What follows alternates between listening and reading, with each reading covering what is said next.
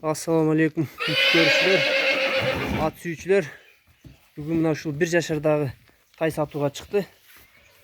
Чум кара, эч жеринде агы жок тугандар. Тайдын чоңдуктары, узундуктары жакшы нерсе экен. Бою 1,47 уровенге. Тайдын санеттери өтө күчтүү экен, арка жактары. Жанар. Тайдын арка жактары. Жанар. Күчтүү ат экен. Күчтүү ат болот кудай кааласа чоңойсо. Жанарына алды жактарын көрсөтөйүнчү, узундуктары дагы жакшы нерсе экен. Фигура пачка тугандар. Буттары таза, ден соолугу жайында. Жаныбардын узундуктары да, санеттери өтө күчтүү экен. Узундуктарын көргүлө тугандар. Бою 1,47 уровень.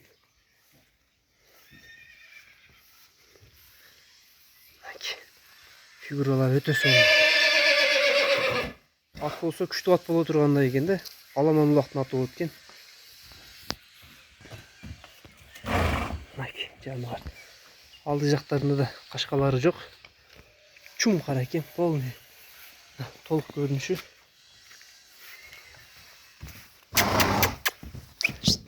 Жанар, жеңилдиктери. Мына туугандар тай ушул болду. Тайдын дареги Аксы району Кербен шаарында. Төштөрү да, буттары да бакубат экен жанар. Кабак кашы.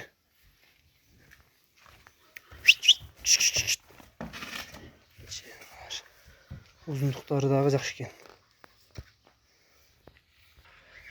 Мына туугандар, баазы айтылат, баазы 110 миң экен. Менин жеке оюм 110 миңге жакшы деп ойлойм туугандар. Мына формалары, сандын күчтүүлүгүн карагыла. Соруларына бир көрсөтүп коеюнчу. Санеттерин карагыла, сорулары да келишкен жаныбар. Жакындан көрсөтөйүн, бутуңдары. Буту колдун күчтүү нерсе экен жаныбар. Ойлору да бийик.